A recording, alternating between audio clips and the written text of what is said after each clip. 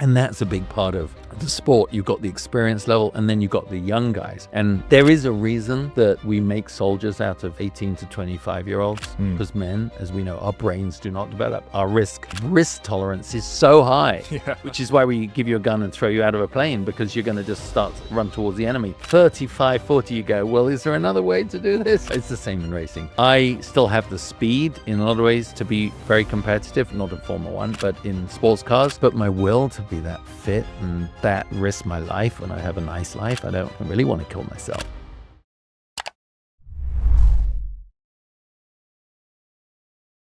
Okay, guys, fellow host here today. We got Justin Bell. We actually met in the studio a couple years ago. So Totally. finally got Nice you to on see now. ya. I know. I've been following it. You're prolific. Yeah, it's been a fun journey, man. I'm sure you like the lifestyle. You meet a lot of interesting people, right? Yeah, and also when you meet people, you think, would they be a good guest? Right. Right? You turn into a bit of a predator.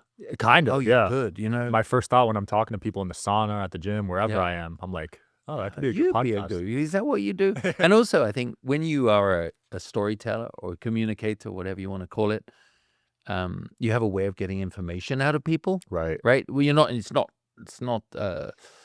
With anything nefarious. Yep. But you kind of go, oh yeah, they start to tell you stuff. It's a skill. It is a skill. I've noticed I've gotten a lot more curious being a host. Right. And Yeah. it's like not just leaving a statement someone makes dead in the water.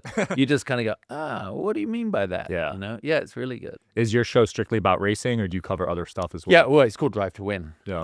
Obviously with me over at the Wynn Las Vegas, and they fund it. We Yep. do have other sponsors getting involved, but it's Formula One is what it's all about, and probably the Wynn Concours as well. We wrap into that, but it's a funny story how I was at the Wynn just going for a meeting with my production partner, because I have a company and we do live stream for big car events, and I'm very involved with the Pebble Beach Concours d'Elegance, the most famous car show in the world, and like host it, and we do all their live stream. And so I come back, they were advised to talk to me about what we do for the Wynn Concours, and I go into their boardroom, some pretty intimidating looking guys in suits. I mean, they're high, the casino guys don't, mess around. Yeah. And then didn't really need what we were offering, but they were like, have you seen our big studio downstairs? No. I walk in and immediately, like we were just saying, I sniff an opportunity, and I said, have you got a Formula One show? I mean, it's coming up in 6 months. Obviously they didn't. 3 weeks later, I was on air. Wow. So that's how it works, right? Yeah. I was on it, and this is my third year. I love it. That's incredible. I really enjoy the people, and I mean the world of Formula One. I've just caught the wave. Yeah. It's the right time to be. 10 years ago, you'd have been a Formula what? Now because of Drive to Survive, because of the Vegas Grand Prix and Austin and Miami, everybody knows about it, and the movie. Yeah. I didn't see it yet, but I want to. You should. Yeah. It's good. Did you feel like it was pretty accurate depiction? Yeah, it's funny because generally I've worked out that movies about a topic, football, basketball, baseball, whatever, and you're in the sport, you can always see the flaws, the cracks, right? They're not made for us, but they're not made for insiders. But this is really good. I mean, a little side note, I remember 20 or 30, a long time ago, I was 18, and there was we had a racing school, and these two Navy pilots came along, and they're chatting, and they're like, what do you think of Days of Thunder? It was like the only movie that had been around. And we're like, it's not, you don't really downshift on the high banking at Talladega and to overtake. You're already going 200 miles an hour. And they were laughing, and they said, do you like Top Gear? And I said, oh, God, it's the best movie, one of my favorites. And they went, well, we don't put the flaps on full at Mach 1. The plane would disintegrate. I'm like, oh shit, I didn't know that. So it made me realize that it's about getting more people into the sport. It's about the mass audience. It's the mass audience, right? Yeah. I'm pretty sure the opening scene in Wall Street with the Coke and the hooker bent over, that's probably real. But all my friends in New York say that's pretty spot on. But in sports, it was the highest grossing movie. Wow. F1 was? Yeah, the F1 movie. Highest grossing sports movie. Wow. Well, it makes sense though, because it has an international audience. Yeah. Totally. Other sports are mainly America or mainly other countries. Yeah, totally. So it was just, I really enjoyed watching it. I like the fact that a lot of it was around Vegas. Yeah. you could see the city that everyone here is so, involved with. And of course, the Wynn was a big part of it. And hey, for us racing drivers, Brad Pitt playing a racing driver probably made girls and people think drivers are cooler than they really are. Even my girlfriend's like, now that's what a driver should look like. Yeah. So, I mean, some of these drivers, they got huge followings. huge. I was looking them up on Instagram. Like I 20 million, 50 Yeah. million, 10 million. But it's a fully global sport. Yeah. So, and these are young, sexy athletes that risk their life. It's a pretty good mix. Yeah. Yeah. They seem to peak at a very young age in this sport, huh? Yeah, you start very young, get into karting, and really by the time you're 18, 20, you want to be sniffing at Formula One. And then if you're in it, you can last in it for, Lewis Hamilton, Fernando Alonso, they're in their 40s. But that's rare. Yeah. Everybody else, it's longer than a football career, right? Yeah. But football is only 3 1/3 years. Is that what it is? That's the average these days. And then you better save some money because you're not going to make any more. Yeah. The Formula One is such a business. I mean, I know that the top athletes in America make a lot of money, but Max Verstappen's probably 70 million base. Holy crap. It's big money. So Formula One might make the most per average drive. I think so. They do 24 races a year, so divide it. You know what I mean? And there's not many of them. There's only 30 racers? 20 drivers. 20 drivers. Mm-hmm. So if you do the average, they probably make the most out of any sport. I think there's just more in other sports, right? How many people are on a roster in like a basketball? Basketball, 15. So, okay, 15. But only I'd say the top 7 to 8 make millions. Okay. Everyone else is a bit of a journeyman. Yeah, everyone else is on a minimum salary, they call it. I think that's $500K a year or something. It's a lot of standing around if you're not playing, isn't it? And those aren't guaranteed also. So if you get hurt, you're done. Yeah. Wow. So you got to be the best. Yeah. It's the same in everything. It's like the top Formula One drivers, they'll last a long time. I mean, Lewis Hamilton's a fashion icon. He directs. When he finishes racing, he'll be set. He'll be set, yeah. Only 20's nuts though. And how often are they changing drivers? It's interesting that the lower end, some of the drivers are just as good, but maybe the car's bad. And it just was bad within the regulation. The team doesn't have the money, so they'll get cycled out. Okay. It's just like every sport. If you don't really get the chance, you can get bumped out again, and then you go to sports cars, which is what I do. Yeah. It's a bit more like doubles tennis. Got it. You still are good, but singles tennis is where everyone really knows you. And there will be 3 or 4 drivers a year. Okay. Maybe shifted out. Right. I had one on my show this morning, a young guy called Jack Crawford. He's America's top young driver that no one's heard of. I hadn't even heard of him until a couple of months ago. He committed to go to Europe at 14 years old. Wow. Moved there, away from his parents, to do the karting and to do everything in the European environment. And he just got signed for Aston Martin to be the 3rd driver next year. I mean, it's amazing result for him. So, yeah, I think we'll hear more of him. But he came on the show. That's incredible. It was funny. He's sitting in his little apartment and he's got his laundry on the rack. In 2 years' time, you'll probably be living in Monaco. Yeah, that's incredible. So how many drivers do each team have? Is it 3? 2. Oh, 2. But they have a reserve. Got it. So he becomes the reserve driver in case one of them gets hurt. And all the big teams have that because imagine that investment. And, with Aston Martin, for example, Lance Stroll, one of the Aston drivers, he fell off his mountain bike. Jeez. In mid-season, broke a finger. So the reserve driver steps in. But you have to be ready to go. It means you have to be as fit. You have to be, as competent with the the systems on the cars. And that's why sim racing is so big. The technology of sim for a Formula One driver now is wildly important. Yeah, I saw you on another show talking about how the skill level has just gotten so much higher because back in the day, you didn't have those simulations, right? No, I used to have to walk around the track and go, oh, there's a hole. Yeah, right. There's there's a bit of grass. Now, I mean, they do thousands of miles, thousands of laps behind the sim, and it's better than the Formula One sims are better than the ones that we have in here. I think they're $5-10 million sims. I think I tried one last year at F1. It was crazy. Wild, right? So realistic. They can feel the car, and it's not just about driving, because obviously that's part of it, but you've got to have the simulation of the physical car when the tires start to degrade, when the fuel load goes down, everything changes, all the physics of the car. And they need that, the turbulence in the air. And so it's a wild thing, which is why one of my, it was very cool about a month ago.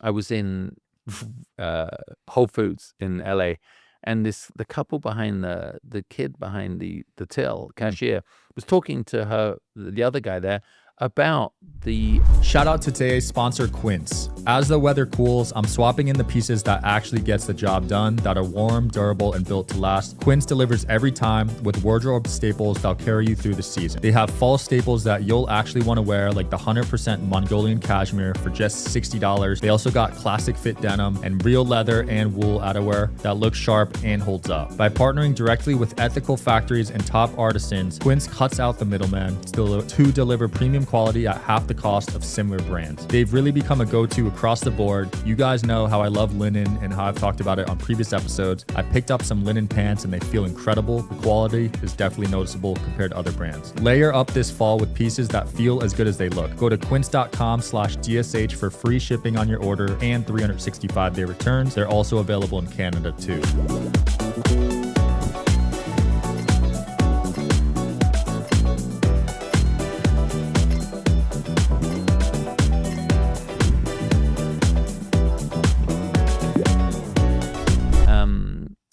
The movie that was about the Nissan did it, the Gran Turismo movie. Okay. When they actually found a young driver in England who was racing a sim and took him all the way to Le Mans to win a race. And it was the first time anyone had done that. It's actually a good movie for anyone that hasn't watched it, because the driving scenes are crappy, but the story is real. He killed someone in a race. I mean, he almost went back by accident. He went over the wall and killed a spectator. I mean, it was a really tough story, but he went from sitting like where you are with no chance of reaching top level of racing to winning an online competition to racing at Le Mans. That's nuts. Isn't that wild? I can't believe it translates that well. Yeah, that's how good it is. Now, I think if you took maybe the 1,000 kids that were doing it, or 10,000, I don't know how many, I'm sure height, weight, physicality took out 99% of the Dorito eating Pepsi kid sitting on the sofa. Yeah. But he happened to be fit, strong, right, the right size. But it shows if that is how good sims are. So how much does weight really matter when it comes to racing?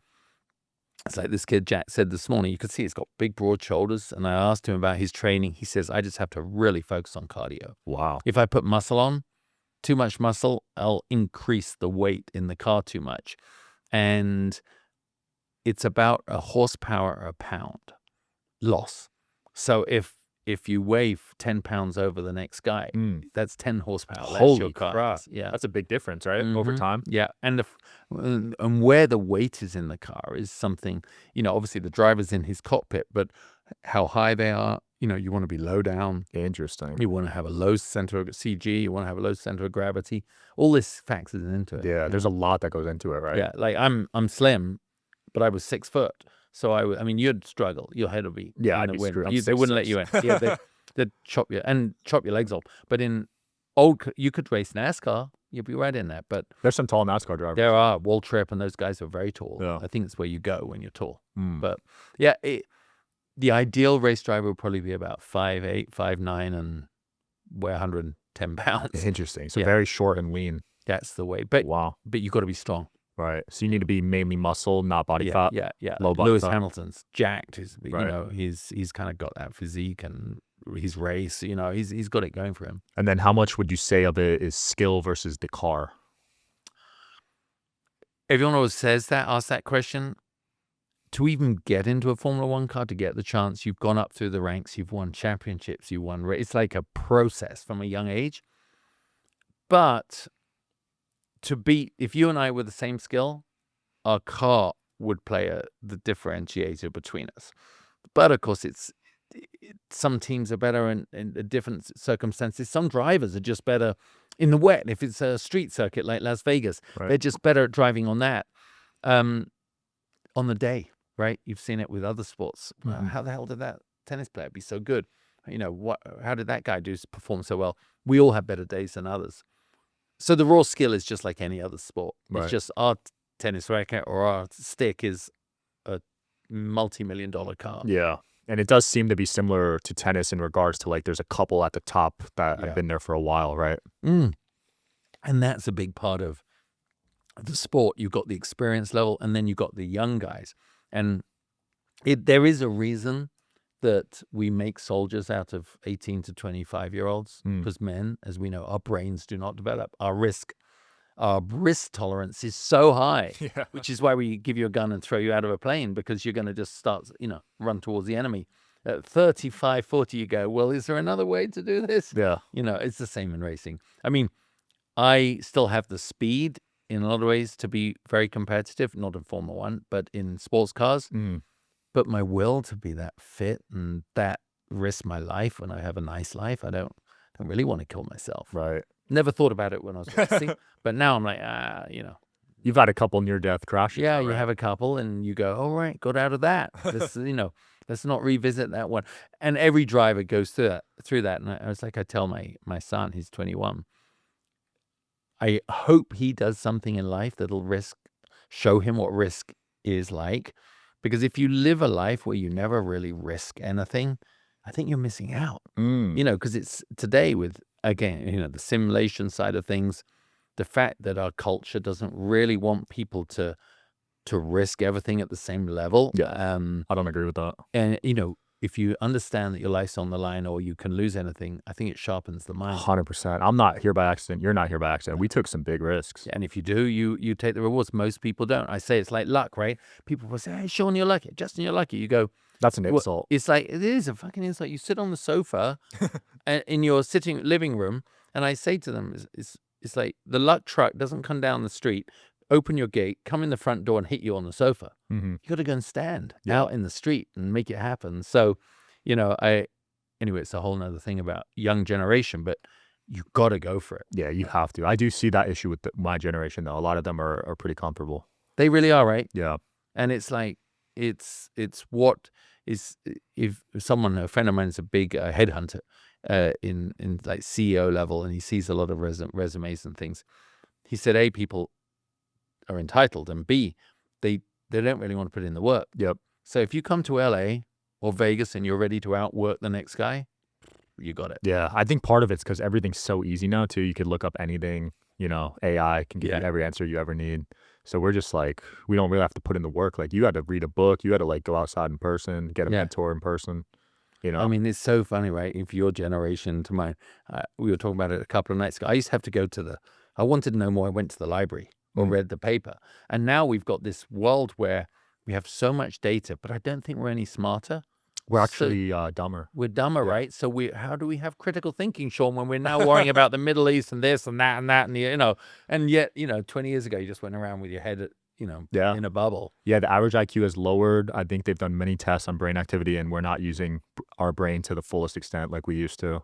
They've done studies on AI and how when you use it, you use way less of your brain capacity. Did you read that thing? I think it was yesterday. So the college were busting all these students for using AI, and then they use AI to make their apology letter. so they looked at the 200 letters and went, they're all written the same way. That is funny. It's oh my gosh. Yeah. Are you playing around with it at all? I am, but I resisted it. I think not for any particular reason. I just resisted it. Yeah. And then I'm like, I need a social media plan. So I did Justin Bell social media plan. Then it asked me for all the prompts, and the more you give it, the better it gets. And you go, holy shit, that was good. I mean, it does give good social media advice and business advice. It does, right? It does. But you still have to critically think through it and go, is that the right? You can't just blindly trust everything, I don't think. But it does it really fast. Absolutely. So Concourse will probably be over by the time this releases, but you're hosting that event, right? Yeah, I just had meetings all day today about it. It's, the Las Vegas Concours, the guys at the Wynn, Brian Gulbrandts and Paulie Friedman and Troy, they realized they had the opportunity to do this Concours a few years ago. But to get into that environment of the high net worth car world, it's not so easy because you've got Pebble Beach Concours, you've got Villa d'Este in Italy, you've got Emilia Island, you've got some amazing established events. 75 years of Pebble Beach next year. Wow. So how do you get into it? How do you get these big collectors to bring their multi-million-dollar cars to the Wynn? And I got involved 3 years ago, and to see it grow is really impressive. They, what those guys do is they understand hospitality better than anyone. Oh, yeah. They know how to lay an event on. And this weekend's going to be outstanding. I can't wait. Thanks for the invite. Nice. Glad you're coming. I think there's going to be about 140 judged cars, about 500 cars in total, and some big name collectors. And that's the word's out. Because at that level, everything's about freedom of choice, right? Especially for people with money. So who treats them better? Where do they, where can they come? To Las Vegas, you're not in the middle of a field somewhere. You've got the golf course, and you've got the Wynn, and you got Las Vegas. Yeah. So it's the reason everything works here, right? It's the perfect venue for something like this. Because when you think of Wynn, you think of luxury. Yeah, you do. And their quality of what they do. And so the Concours is definitely, within the next few years, be one of the top 3 in the country. Nice. And it's just great. I mean, I love it. I love the fact that now people are asking me if they can come. Whereas last, a couple of years ago, I'm involved in the Wynn Concours. Oh, nice. Now it's like, hey, buddy, That's about funny. those tickets. So it's great. Yeah, it's really growing. And my role is I'm MC of it. But my production partner, Jason Jacobson, we have a company called Talk Media. Yep. He's actually helping them with production. So we don't live stream it, but it's just for the stage show, really. We've got some cool things happening. I can't wait, man. I was actually at a dinner at Delilah a couple weeks ago. Former president, Delilah's great if you haven't been there, guys. But former president of the Wynn gave a little speech there. I'm blanking out on his name. I think it was Steven. Yeah, he resigned like a year or two ago. Yeah. Okay. What he did at the Wynn was just mind-blowing to me. I mean, he was talking about the restaurants there, how they didn't bring in any celebrity chefs because they wanted all their chefs to live in Las Vegas to maintain the quality of the restaurants. Everyone else was doing celebrity chef restaurants, and they all failed. Because in the end, the celebrity could never be there. Yeah, they would leave, and then the quality would go down. But he wanted all the chefs in the Wynn to live there. Okay. To maintain the quality. Well, look at the food. I've seen underneath that place, and it's wild. Every restaurant there is amazing. Yeah, they bake like 55 types of bread. They have aged beef in these massive lockers. They have lobster tanks. And wow. Yeah, it's pretty cool. Yeah, That's awesome. I love what they do, and the VIP hospitality on Saturdays, you'll see, is just so good. And so anyway, the Concours is growing, and it gives me a reason really to be here in a bigger way. And then we're leading up to Grand Prix, and that's 2 in a month. It's better than 2 years ago when it was 2 in a week. That was too much. The first F1 was pretty hectic. It was hectic. Yeah, you couldn't drive anywhere. Couldn't drive, and I actually had the track builder. I met it's a company called Tilke, and the guy's name is Tilke, but I met the guy who goes and does the early research for them on new tracks. They built like 80 tracks around the world. They designed this one, and he was showing me photographs. He's standing on the corner of Las Vegas Boulevard, like by a lamppost, going, well, this will be a good place to turn left. I mean, he just basically walked the whole city, and he had aerial, obviously, and came up with it. And wow, he said how much the Brian at the Wynn really helped guide them, because Vegas is an unusual city. Yeah, you have to follow a lot of guidelines. A lot of guidelines here. The hotels are very powerful here too. Very powerful, and the LVCVA is very powerful. Yeah. Right? So he, as he said, you get this race that's become truly unique, because Las Vegas is unique, but. The cab drivers, let's just say, or you're being driven around, or speak to a local. That first year, everyone was so pissed. They hated it. But the second year, it's quicker to put out, right? They know where the holes go. They know where the sands go. There's no kerfuffle about cutting down trees and stuff like that. It's all done. So now it goes out quick. Yeah. Now I feel like it's clockwork. Yeah. It is. And a lot of people come into town. Oh yeah, the hotels love it. They're all sold out already. Yeah. Yeah. I can't. That's one of my favorite weeks in Vegas. Oh, is it good? Yeah. I mean, there's so many good events. Gordon Ramsay does stuff. All the hotels have their own showcasings. Yeah, I know that we've got Lewis Hamilton doing a pop-up for his Almalvi tequila, non-tequila, non-alcoholic, and Lando Norris. He's got his pop-up, all happening inside the Wynn. Because you guys have the McLaren store there too. Yeah. I do a lot with them, actually. I'm doing an event on this Thursday night, and I love working with McLaren. Yeah, they're great. It's pretty cool. Yeah. I'm going to try to get on the paddock this year, actually. Oh, you are? Yeah, I heard that's the spot to be at, right? Yeah, absolutely. Yeah. Yeah, I'm sure you will. Yeah, it'll be a blast. And when you go in there, what you're going to realize, I was in the paddock at Austin 2 weeks ago. Mm-hmm. For this global sport, it's really good for you to see it up close, because you realize it's a traveling circus. Yeah. It's just a small community, relatively. the teams, the mechanics, they travel together, they know each other. It's on-track rivalry. Not all the drivers hang out, obviously, because at that level they don't. But they all know each other. They all had the same path to get there within reason. So some of them are great friends. You'll see them hanging out. Yeah. It's weird. Often they go on the same plane. Like, oh, really? One of them will own a plane and the other ones will jump on it. There's some of the other drivers. And I always think it's like a recipe for disaster. Because you and I, you're getting a ride on my plane and then you take me out in the race. Yeah. I probably don't want you to be on my plane Yeah, anymore, but probably I've got to give you a ride. So Yeah. it's probably pretty awkward. But yeah, I just love it. That's I cool. love this. I can't wait to see it up close. I actually went to NASCAR in Vegas. Oh, yeah. And my respect for those guys went up a lot after seeing it up close. Because when I was a kid, I was like, they're driving 500 laps. What are they doing? This is kind of dumb. But seeing it up close, wow, there's a lot that goes into that. Yeah. That is the most orchestrated redneck sport. They drive them, they have their, Southern accent. They're driving these what look like cars you can buy on the road. And they keep that natural kind of feel to it. And boy next door, then they get on their private jets, go to their yacht and go home. You know what I mean? It's like they are players. Yeah, they're balling. Jeff Gordon's worth $600 or $700 million. Yeah, no, it's because those races are long, man. You got to stay locked in for like what 3-4 hours sometimes. 3-4 hours. Yeah. Big speed. The big speedways at unlike any other sport, at 200 and plus miles an hour, 2 or 3 inches or touching behind the bolt, and they push each other down the road. They get so close. They have the air at that speed is so clever. If you're alongside someone on the back, you can start to make their car slide. You don't even have to touch them. You just go like that. Gosh. Or you go in front and you make their car start to spin just by putting your car in the right place. That's nuts. So the legendary Dale Earnhardt was, who died unfortunately at Daytona a long time ago now, but he was a genius at that. Tough man. Yeah. And a sport born in prohibition. They were they were booze runners back in the era of prohibition. Wow, I didn't know that. Yeah, it was like a wild sport. So it's crazy to see where it's come then and grown. Yeah, now it's a multi-billion-dollar empire. Yeah, same with F1, man. Coming to North America, what a move, right? 3 races in North America. It changes everything. And I actually had Emily Prazer, who's the CEO of the Las Vegas Grand Prix and chief commercial director for Formula One. She's based here now. She came on the show to understand the economics of Formula One.